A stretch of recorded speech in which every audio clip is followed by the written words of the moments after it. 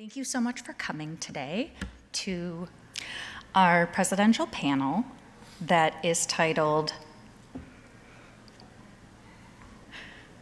Criminology, Law, and the Democratic Ideal. So thank you so much for coming. This very busy conference and on Thursday. We appreciate you being here. Today we have 3 panelists, myself included, so plenty of time for questions and answers at the end. So if we could save our questions, that would be great. And I am the first up.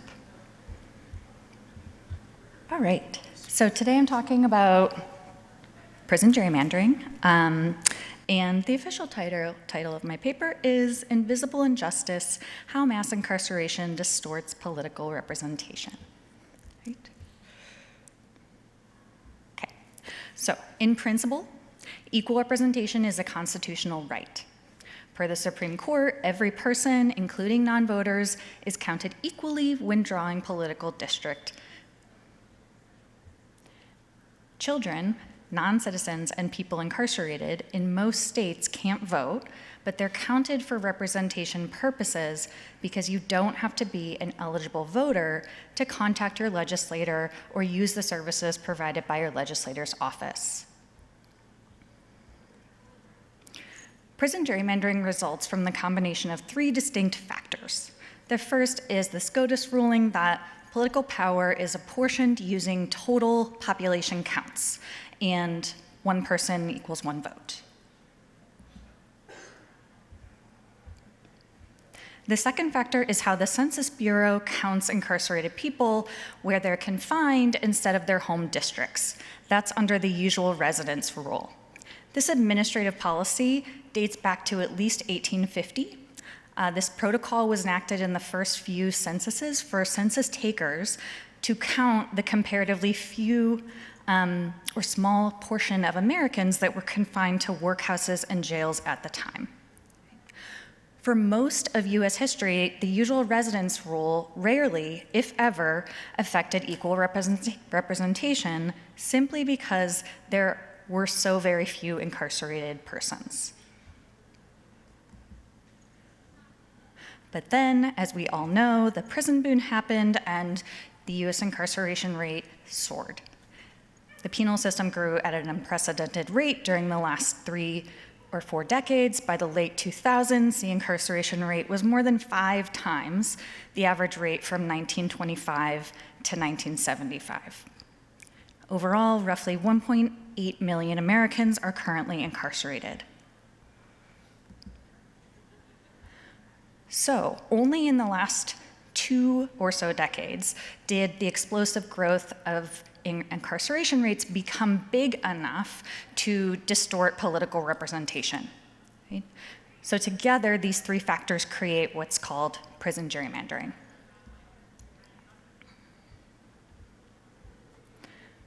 Prison gerrymandering is the practice of counting incarcerated people where they're confined instead of their home communities when apportioning political power. So someone who lives in District A, which contains a prison, that someone has inflated power at the expense of the political voices of Americans who do not live near a prison. Counting people as residents of the district where they're incarcerated distorts political power because while we have a very serious mass incarceration problem, most Americans do not live in a district with a prison. So I'm from Pennsylvania. So for example, Pennsylvania has 204 state house districts and roughly 23 state prisons. Right? And it's pretty middle of the road in terms of incarceration rate nationally. Right? What does this mean in practical terms then? It's easier for people who live in a district with a prison to get their concerns heard by their legislator because their district contains what we call phantom constituents. The legislators of those primarily rural and suburban districts don't consider incarcerated people to be their constituents. And incarcerated people's concerns often relate to their home community instead of the district where they're physically incarcerated. They're often worried about housing costs, their kids' school programming, and so on. But the census policy doesn't just benefit the communities that have a prison, it also simultaneously disadvantages communities that don't have a prison. It's harder for these residents to get their concerns heard by their legislator. Why? Because that legislator is incredibly overworked. On top of their own constituents, legislators representing districts with a high incarceration rate are also fielding requests from incarcerated people who are, for example, contacting them with, oh my goodness, concerns about not getting their medication and other often pressing needs, right? So legislators in those kinds of districts are doing double duty, right? And most importantly, perhaps, prison gerrymandering punishes every single resident of a district with a high incarceration rate. So regardless of whether a resident has ever been incarcerated, residents of those districts have less representation, including Granny down the street who's never even received a parking ticket, but also including crime victims, right? Because the perpetrator and the victim, as we well know, often live in the same community. So, prison gerrymandering creates unequal political representation. Right? Without it, we don't have a functioning democracy. Right? And it's a big deal because it distorts power in very unequal ways that give largely white Americans more political influence at the expense of people of color.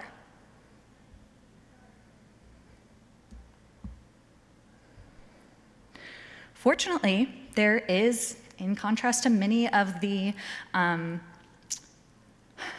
dilemmas and systemic problems that we've been talking about at this conference for the last few days, there is a relatively easy, inexpensive solution to all this. That never happens, right? And the solution in this case is to count incarcerated people in their home communities instead of where they're imprisoned, and then adjusting political district boundaries to ensure equal representation. That's called reallocation. It's not that difficult to do. It just requires a little bit of extra work on the part of states because the US Census still counts people where they're incarcerated, right? There's no indication at this time that they're going to change their policy going forward, but many states have started doing it on their own. 14 as of today have changed their policy going forward, right? And importantly, Maryland, New York, some of our neighbors, were the two first states to do it, and they started doing it in the 2010 census. So reallocating incarcerated people and then apportioning political power at the state level has withstood multiple legal challenges from courts around the country.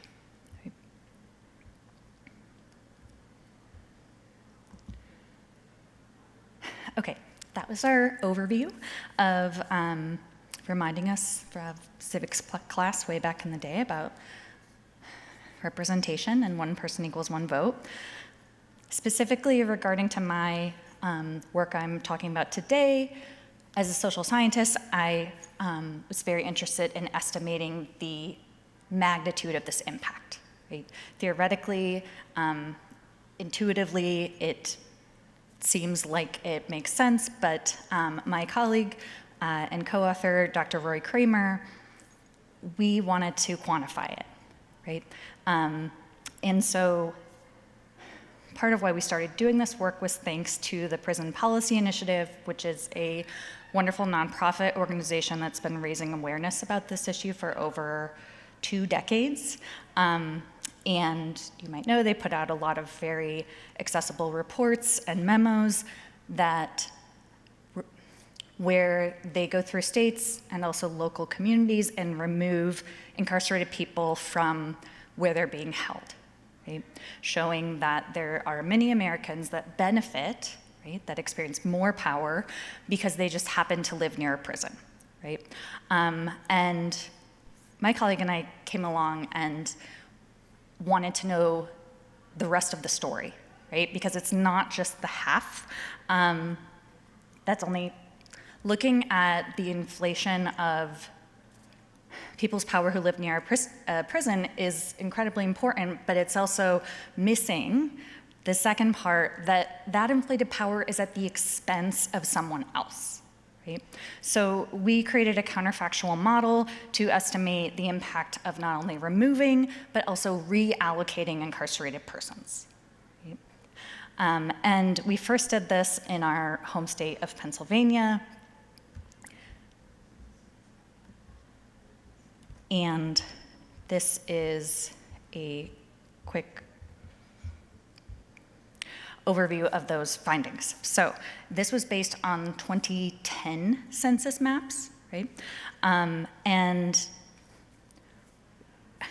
in short, we found that counting people in their home communities instead of where they were confined in Pennsylvania state facilities, looking at state house districts, we found a big impact, and particularly a racially unequal impact, right? So we found, and this is what the figure is showing, that the average white Pennsylvania resident would, conservatively speaking, lose roughly 59 individuals from their district if incarcerated persons were reallocated. Right? So if we remove people from where they're confined and return them back to their pre-prison residence, right, the average white Pennsylvania resident would lose roughly 59 people, right, in our counterfactual. In sharp contrast, we have the average Black and Latinx persons district in Pennsylvania would gain, we estimate, 353 and 313 new residents respectively. Some of these district population count changes in our counterfactual are so extreme that they actually become unconstitutional. Pennsylvania, like most states, uses a 5% cut point to define equal representation, meaning that every district has to be within 5% above or below the average house district size, right? Reminding us of how critical the census is to representation. In Pennsylvania, in our analyses, in our previous work, there were 8 districts that would be unconstitutional if it were not for prison gerrymandering, right? Counting people where they are incarcerated is the only reason why these districts are constitutional, right? And it actually split down the middle where 4 districts were legally too large and 4 districts were legally too small, right? Because the majority of districts which grew too large are majority minority districts, right? There is a substantial likelihood that at least one additional majority minority district in Philadelphia would be necessary to comply with the Voting Rights Act, right? This was a very exciting experience as an academic and a researcher, but in part due to our research, the Pennsylvania Redistricting Commission, after the 2020 census data was collected, we, along with many others, helped convince them, our research, our beautiful graphs, that they should change how they counted incarcerated people when redistricting with the 2020 census data. So Pennsylvania then became the 12th state to address prison gerrymandering. Right?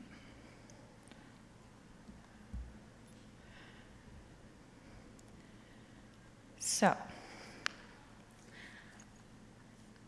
after that experience, and we were quite surprised at the magnitude of the impact, right?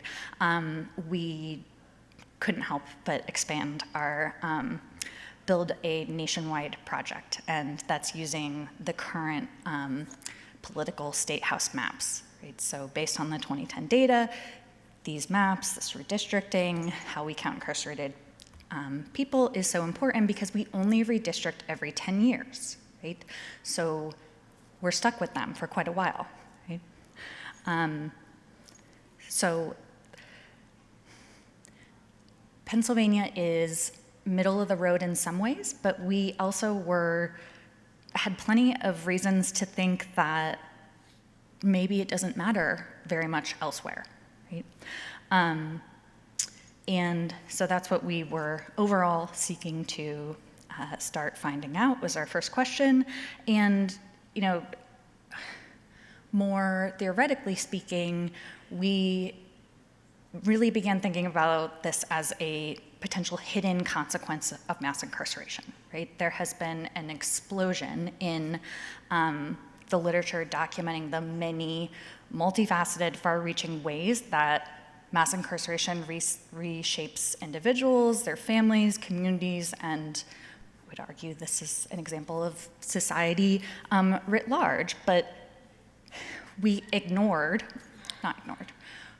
missed the impact of prison gerrymandering, right?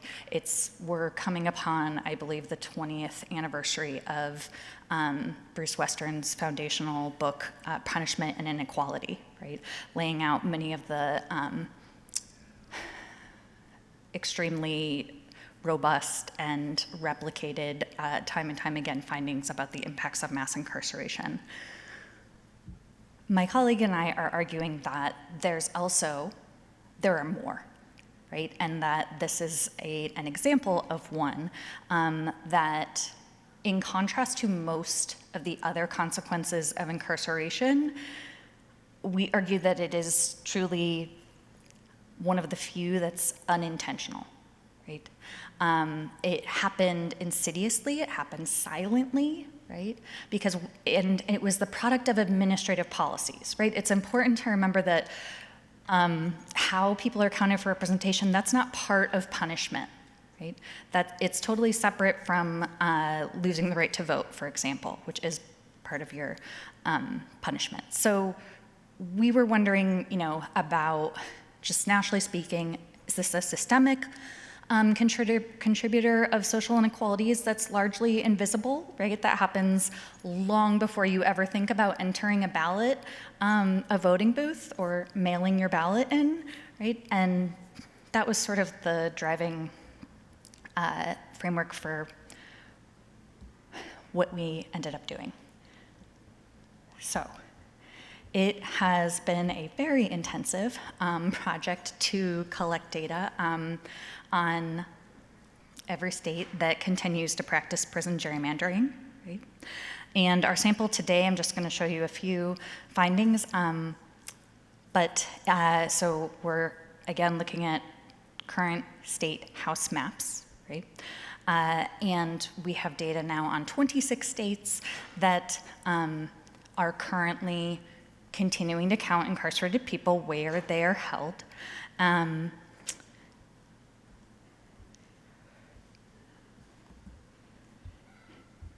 And what we found, and these are preliminary again, that about 7.5% of districts of all, so 26 states, we have a little over 3,000 districts in our data set, right? And about 7.5% of those districts are unconstitutional, right? But we're talking about the United States, population level, right? That's well over 10 million Americans are currently misrepresented in the political maps that we have today, right? That's 247 districts, right?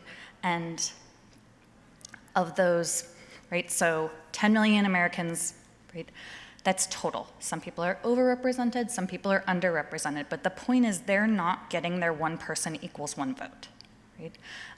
This is an incredibly bipartisan support issue. When I go around to talk to community groups and whatnot, the idea of this, this principle that we learned in civics class so many years ago for most of us, that is so simple, and yet we're not aware walking around that it's that's not how it is for a lot of people, right? Okay, so almost 5 million people have diminished political power. That means they live in a community where that have high incarceration rates, so many people are missing, right, from their community. Becky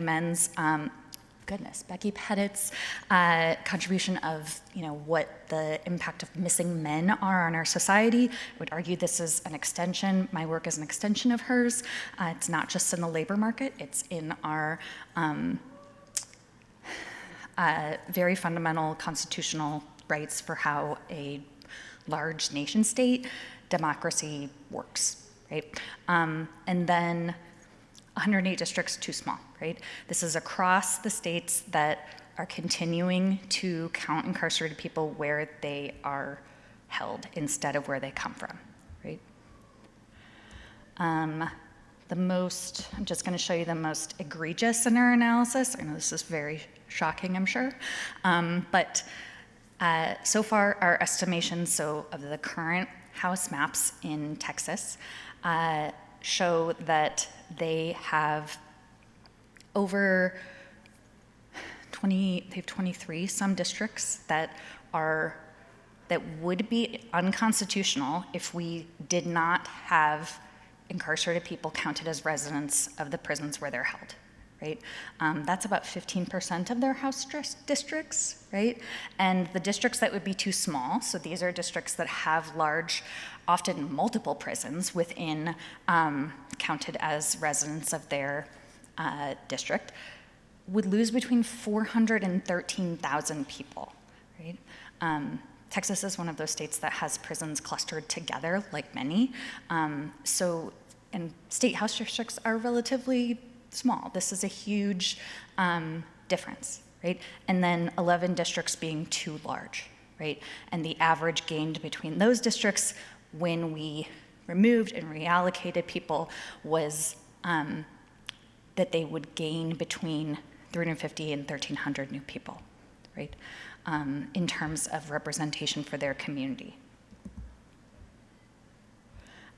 Here's our quick racial impact. As you can see, there's a huge unequal impact by race and ethnicity. The average white Texan would lose if we ended prison gerrymandering today in Texas.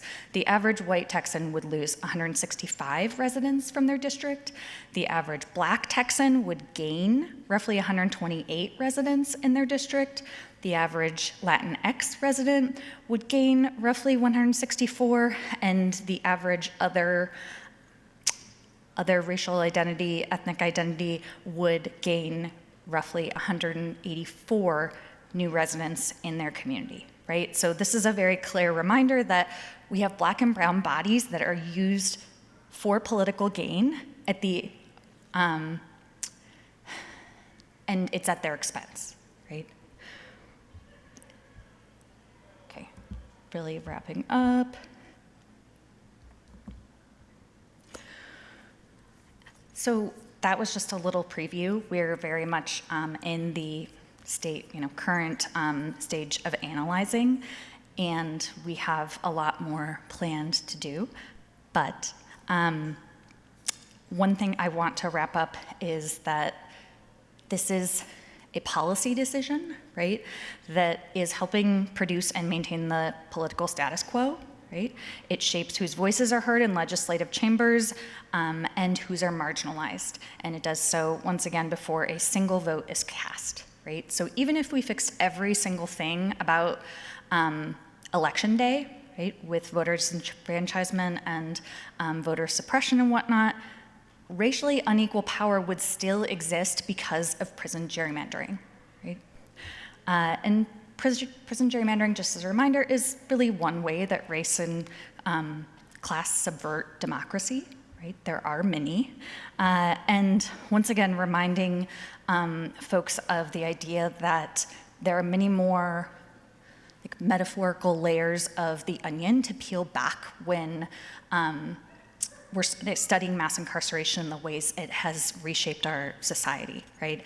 And so it has really made me think more about, well, what else have we sort of missed? What else is less obvious as we go forward in understanding these large-scale impacts of having one of the largest punishment system in the world, right? And finally, I always get excited when we have research and policy working together.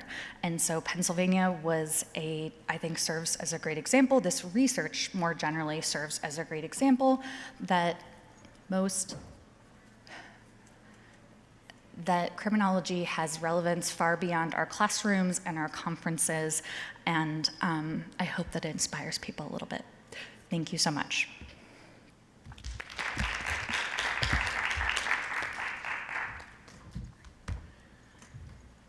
And next we have our presenter, Nicola Satchel from the University of West Indies, Mona, and the title of her talk today is Navigating Exceptional Realities, State, Sovereignty, and Urban Securitization in Jamaica. Good afternoon, fellow panelists and the audience. Thank you for being here. So before I begin, I just want to start by acknowledging that my country is going through a little challenging time right now with the passage of Hurricane Melissa. And as I stand here, I stand in solidarity with those affected, and my heart is with them and all those who are doing their best to care, rescue, and bring restoration. So today I will be looking, as you heard, on the state of exception. And this is part of my dissertation to book project and how I'm actually rethinking for general publication. So to problematize this issue around the state of exception, we've been seeing since the COVID pandemic that there's a lot more discussion and discourse around the use of instruments like the state of emergency. And this is a growing paradigm of government, and certainly in the Caribbean and Latin America with the Bukele model, we have been seeing much more discussions around this. So in my own country, Jamaica, we've been using, and I know this is a lot of information, in our modern dispensation since independence in 1962, states of emergency, and recently we have a new legislation that I'll talk about, the zones of special operation, which empowers the government with this particular legislative tool. We acknowledge that we have a high rate of violence and that the criminal justice system and the government in general is fighting to reduce crime. And recently we have been seeing a bend in the curve line downwards, so we are happy about that. But certainly still, as you're seeing there, above world averages, above Latin America and the Caribbean averages. And so really a cause for concern. And there are particular communities that are crime producing. So when we're looking at the state of exception, I'm defining it as that legal and political condition in which constitutional protections and legal norms are temporarily suspended or relaxed in order to respond to an existential threat. And it's interesting, even with the passage of Hurricane Melissa, that we have not evoked a state of emergency, which according to the Constitution, we can, under these circumstances, to actually reestablish social order. So that's quite interesting for me, and I'll be thinking about that after this conference. And although there is judicial oversight with the state of exception, that kicks in after the instruments are actually utilized. So I'm drawing from Agamben, Schmidt, the Emergency Powers Act in Jamaica, or Constitution, which is not listed there, and the new law that I spoke about, the law reform Zones of Special Operations, Special Security, and Community Development Measures Act, a long one, right?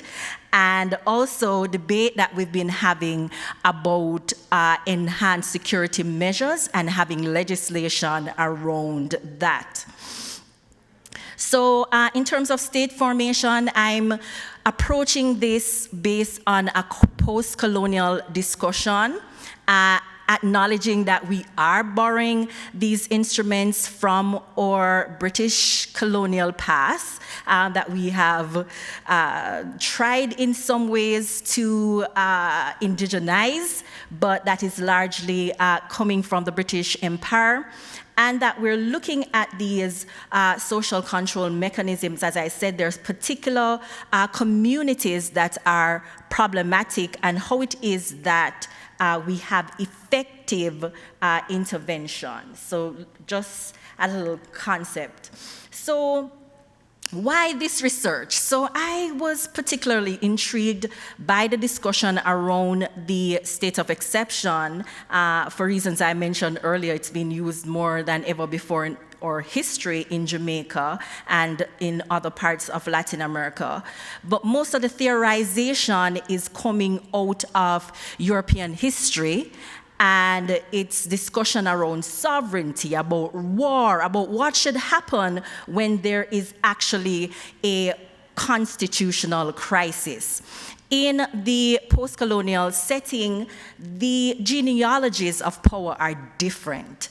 And so issues rooted in colonial violence and emergency rule and racialized governance come to the fore. So I am actually drawing on the theories as they exist and thinking about how this would look in a Caribbean setting, acknowledging that theorists such as Membe has looked at this also in a post-colonial setting, but of course, bringing it to the Caribbean reality.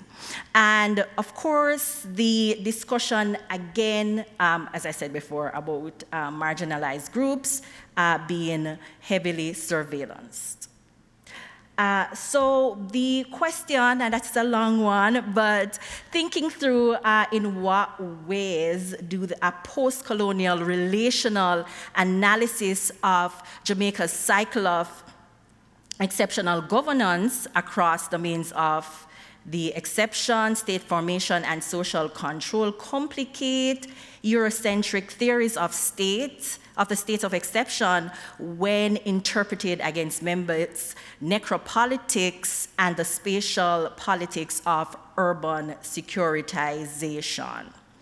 And the main argument that I'm looking at, and of course drawing on these theories, is that while the state legitimate right to employ violence is essential to its authority, the existence of laws that contradict constitutional principles and the rule of law raises critical questions about motivations, justifications, and implications. So what are the pre-configurations? And when the dust settles, what really remains and what it is that becomes codified within the system? So I'm really interested in that and the ways in which these instruments and the utilization reveal the authoritarian tendency of the state and the state's hegemonic project.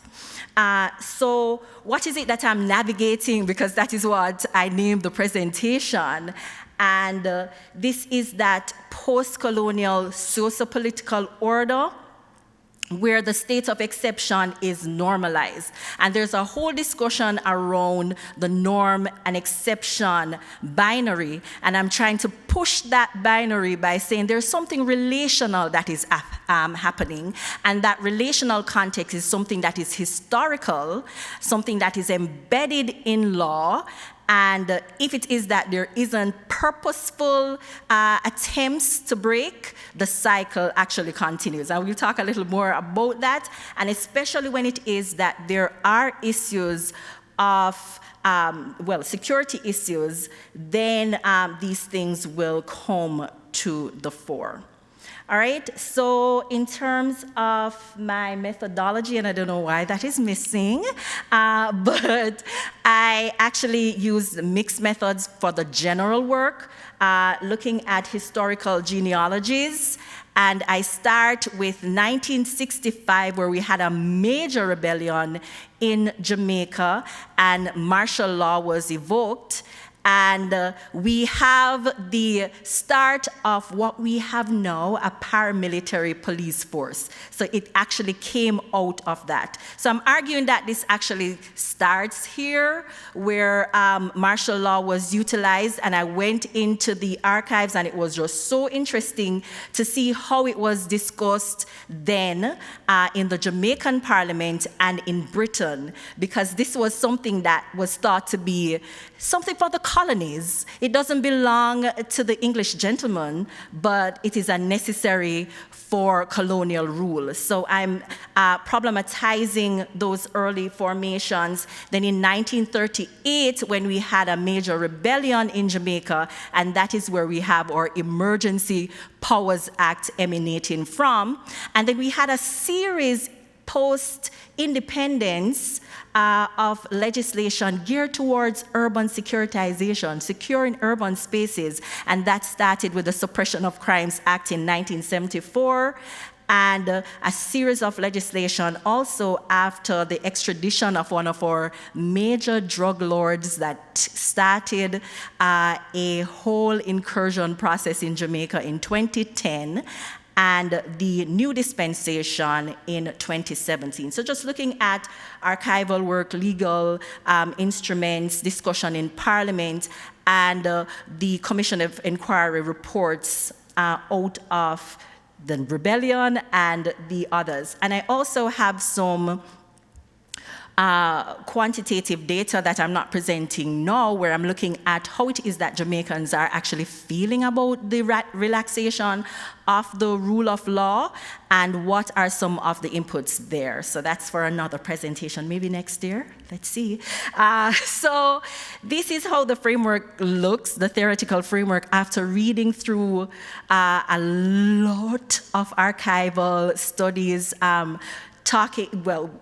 the laws historically and the academic literature around the state of exception. So I am basing all of this within this idea of knowledge structures. So the ideas that we have about law and how we govern is something that is not static.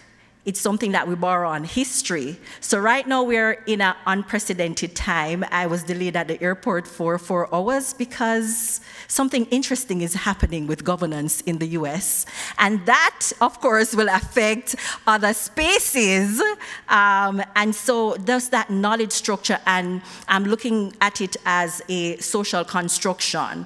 And many of this can be seen in law. So the state of exception fits into what you're seeing there, the lawmaking process and the legal framework, so what is permitted, and that feeds into social control. So what we're seeing in Jamaica with the military being used as a part of the day-to-day policing mechanisms in these communities that I'm saying are problematic and are zones of special operation, and the state formation process that comes out of this. So the kind of ideological framing, the urban securitization coming from that Copenhagen school that says that you have to show what the problem is. So how it is that the narrative is being built and the repressive apparatus is actually shored up or empowered. So I'm seeing this as a cycle, and in the middle there, you're seeing the problems with the state of exception, that it is somehow inside of the law, but outside of the law. And when you're in that gray area, then of course it is legal, it's difficult to govern. The necropolitical capacity of the state, I'm arguing, because of course you have these bodies that are heavily policed, and I will talk about some of the issues with the instrument a little later, but certainly it is the poor urban dwellers that are disproportionately impacted by this. And the authoritarian tendency of the state, so what we saw in Europe and what I saw in the archives in Jamaica is that the state, after states of exceptions are enacted, usually use that to take a little more power. So you are enacting legislation where you can incarcerate a little longer without proof, so preventative detention. So those things are remaining. And of course, thinking about who it is that is given additional power when these things occur.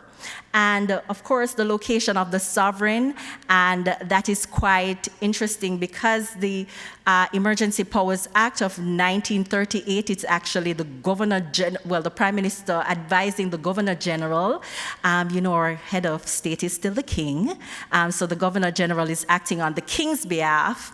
And in the zones of special operation, it is that we have removed that power, and it is within the Prime Minister and a Security Council that the Prime Minister chairs that the power exists. So thinking through these things, and as I said before, revealing that ideological, repressive apparatus of the state and what is enacted. And I'm touching the wrong thing.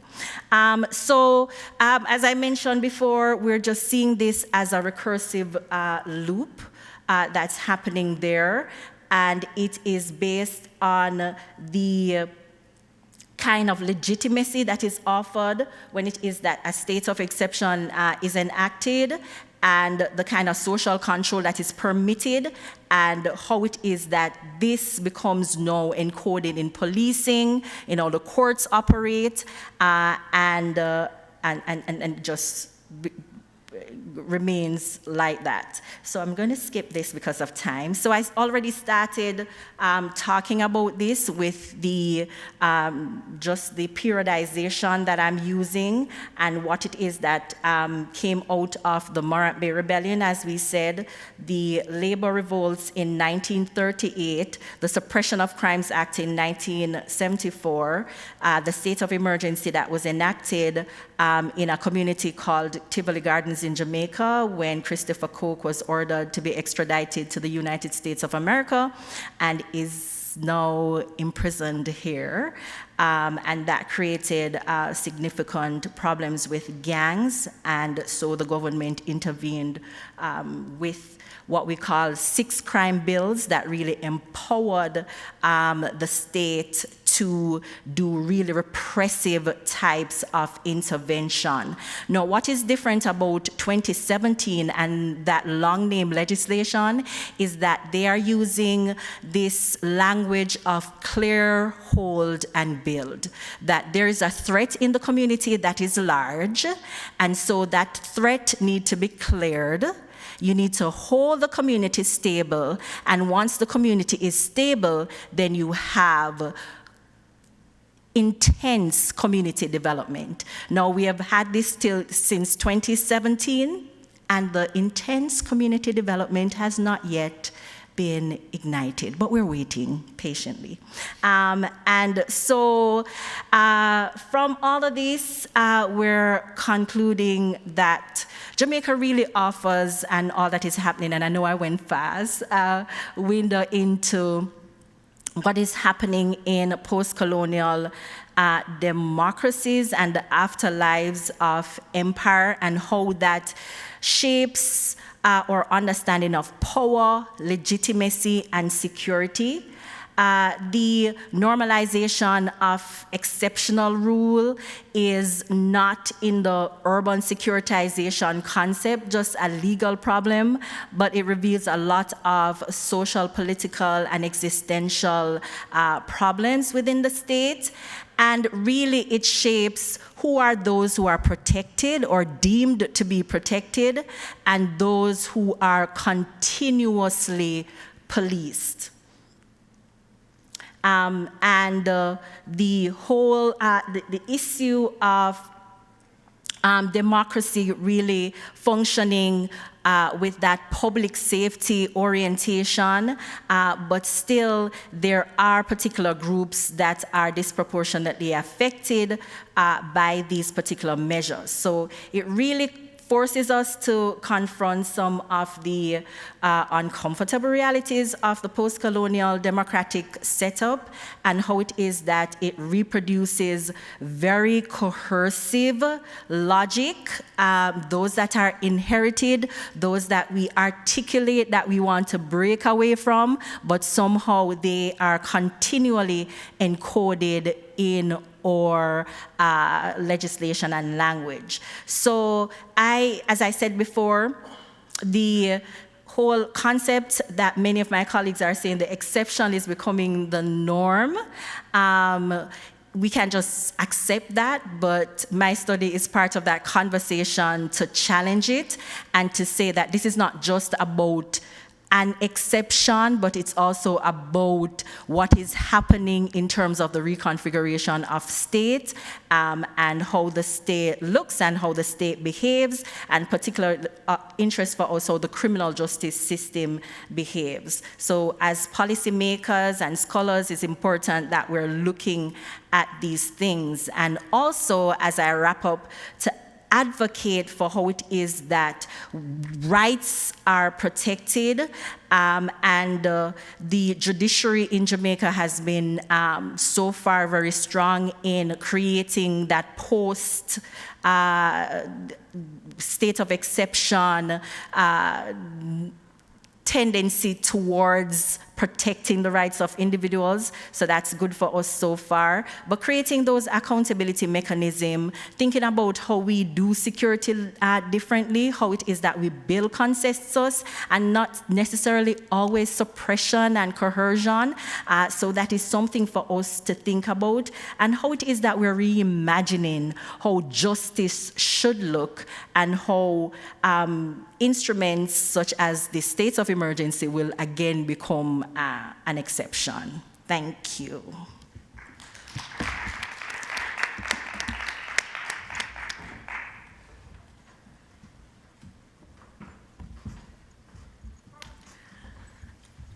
Thank you. And last but not least, we have Isaac Ladegard. Yep. Presenting Platforms Against the State. Hi, everyone. So I'll be talking about a working paper. The current title is Platforms Against the State. It's inspired by a classic anthropological essay called Society Against the State. And it's a paper that focuses on shadowy platforms, as I call them, are able to survive hostile regulatory environments. I could have used deviant instead of shadowy, but I'm talking about platforms that are controversial, sometimes illegal, not always illegal, sometimes anti-social, but there are different kinds of platforms that are challenging state control, and that's really what the paper is about. And the focus in the paper is on continuation. The reason is that creating and maintaining socioeconomic projects are distinct challenges. So there are many overlaps, of course, but creating a digital world is different from maintaining that digital world, okay? And this is especially true for legally contested and socially contested domains which are characterized by disorder. And I'll talk about two dark platforms, or two shadowy platforms. And they are normatively very different. So the first case is a community for hacktivist developers, primarily based in China. So they're building software together that helps people circumvent state censorship. This is in China. The second case is from the United States. It's a large social media platform for people who are supportive of far-right ideas. So again, I'm not making a normative judgment, which is partially why I picked these two particular cases. So in my mind, the Chinese case is a case of the good guys. The second case is obviously a case of bad guys. But the point is not so much about the consequences of the particular platforms, but more about what platform technology enables and how it enables actors to challenge state control. So I'll start by talking about the second case. So the case for the digital far right is a social media platform called Gab, which you may have heard of. It had about 400,000 real members in 2021 when I finished my data collection. That member count has increased since then, which is not too surprising considering the political climate. But the point is that Gab is clearly an anti-social project, and I'll give you a few examples of that. So in 2017, Gab was used to organize the so-called Unite the Right rally. And in 2018, a Gab member posted several anti-Semitic messages on the Gab platform before he walked into a synagogue in Pittsburgh and murdered 11 worshippers there. And in 2021, Gab and a few other platforms, but Gab in particular, was used to organize the siege of the US Capitol. So the platform helped far-right actors accomplish some of their anti-social goals. And in response to these three events, firms deplatformed Gab. So large technology companies stopped working with Gab, stopped providing services to Gab.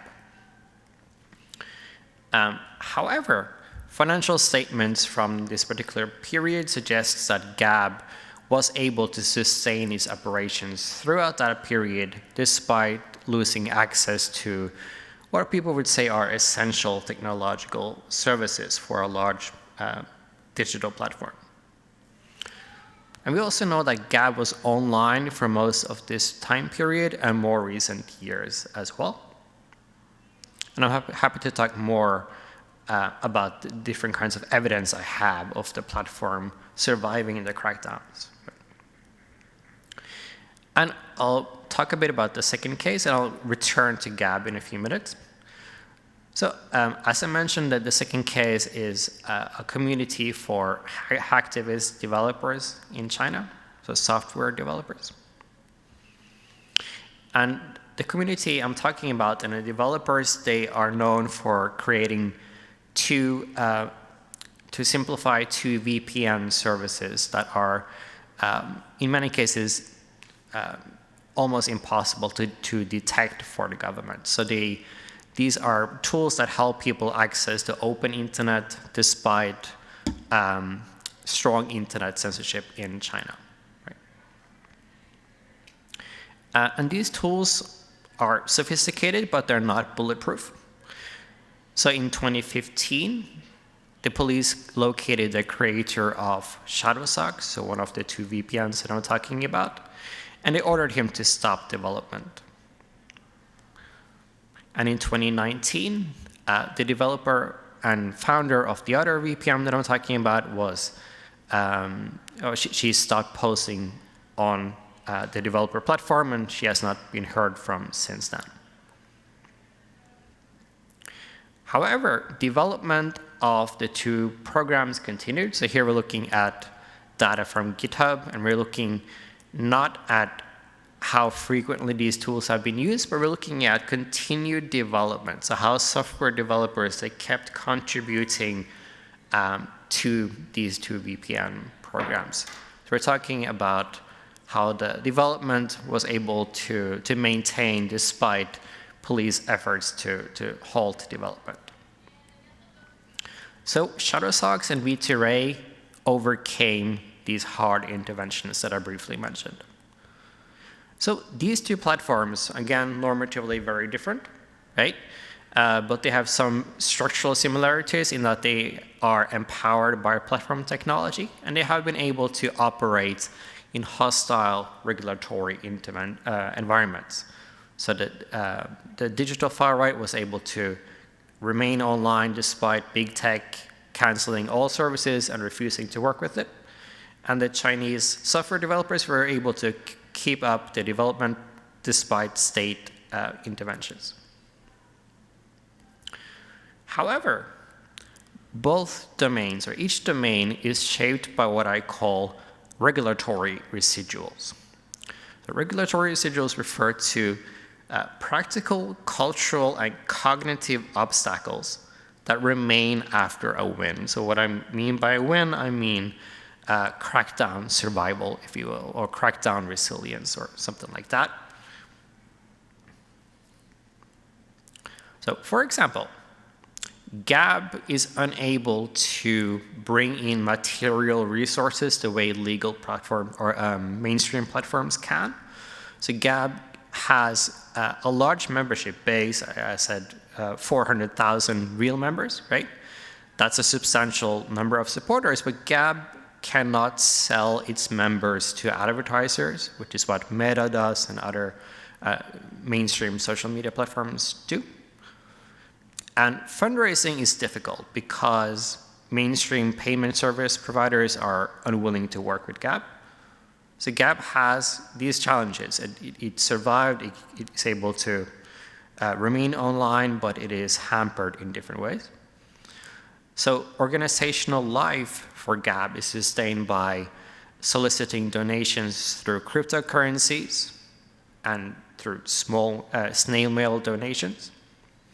It also makes commissions from offering different technological services and also through financialization. And I'm happy to talk about the details here.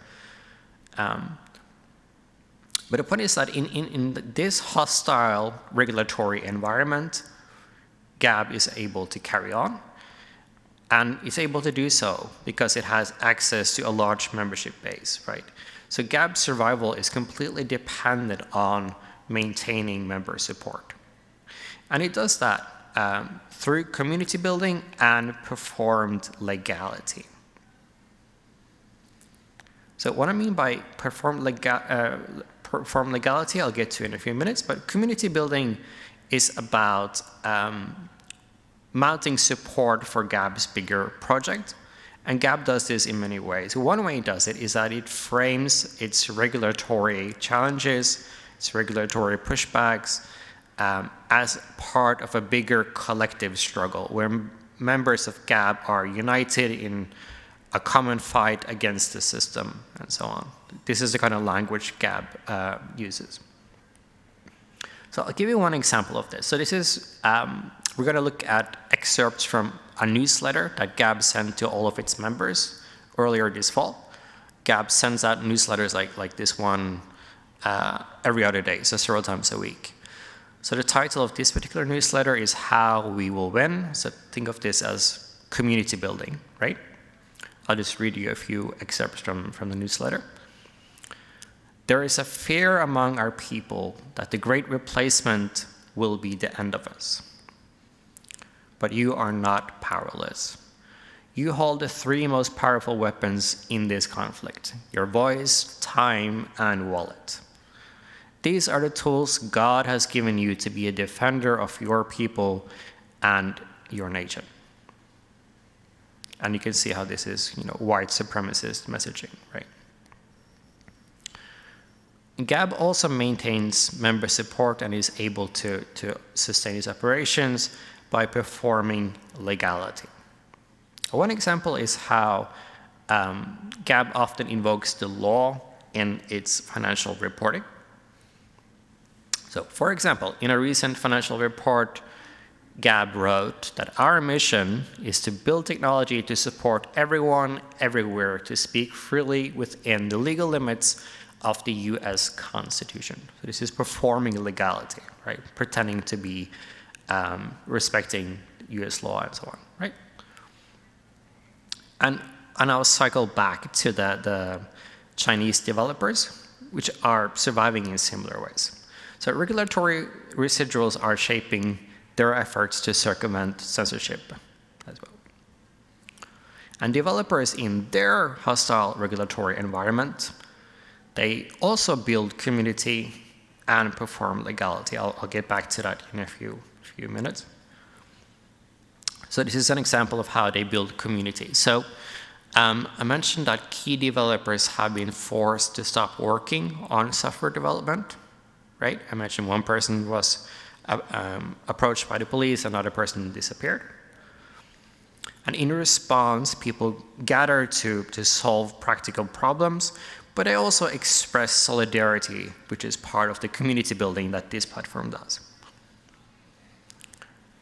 So, for example, when the developer of ShadowSocks was told to stop development, hundreds of messages were posted on that developer's GitHub page. Right? So I'll just show you a few examples of that. So I read through about 500 messages, and these messages are representative of the general tone and message in those 500 text bits. And in addition to expressing solidarity directly like that, resilience is also demonstrated by continued dispassionate development, which I find quite interesting. So community spirit is supported and maintained by just carrying on as if nothing happened. Right? And actors in this developer community, they also perform legality, not unlike members of GAB. So I've interviewed several developers, and some of them told me that they keep money out of their work in part to reduce risk. So I'll just read you one quote here real quick. So developers believe that if they don't involve money, they will only receive a warning if discovered. And this was a common sentiment in the interview data. And developers also downplay politics. And this is quite different from GAB, which often foregrounded politics. They talked about being in a collective struggle against other political forces. But developers of anti-censorship software in China, they downplay politics. So again, based on some interviews I did, I believe in the open source spirit. My design should help as many people as possible. I am not politically motivated. And the developers I talked to, they often brought this up on their own. So I would ask them about their motivations. I would not talk about or ask about whether they are politically motivated. I would just ask about their motivations, and they would oftentimes mention it on their own, that this is not about politics. This is not activism. And that's a form of legal performativity. Another example of how legality is performed in this space is how software descriptions are almost always apolitical. So you can think of how if you develop technology that helps people circumvent state censorship, you could call it something related to that. You can talk about this as a state contesting tool, but I found almost no evidence of that. Instead, the descriptions are overly technical and almost always apolitical.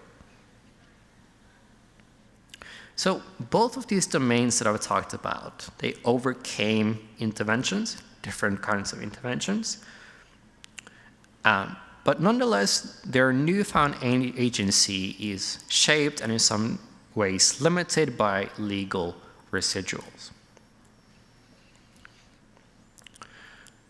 So to navigate the legal residuals, actors oftentimes they mimic the dominant institutions that they challenge. So for example, GAB does so by filing detailed annual reports, which oftentimes invoke free speech laws. And in the case of Chinese software development, actors deal with regulatory challenges by limiting and censoring political talk, right? And I'm trying to think of whether this is worthy of coinage and whether this is a potential theoretical contribution. So in my working paper, I think of this as isomorphic constantation. And if anyone has questions or ideas about this, I would be very happy to hear what you think. So do you think this idea of regulatory residuals represent a new idea? And the same with isomorphic constantation. So I'm trying to avoid just reinventing the wheel and putting different names on familiar ideas here, right? So happy to hear what you think about these ideas. So thank you so much for your attention.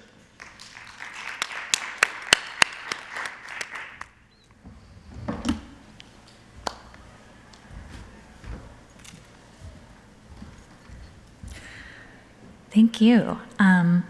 We're actually at time, so if anyone wants to stay after and chat, we will be happy to, but also want to be very respectful of people's time and aware of the next session happening. So thank you so much for coming today, and we appreciate it. Thank you.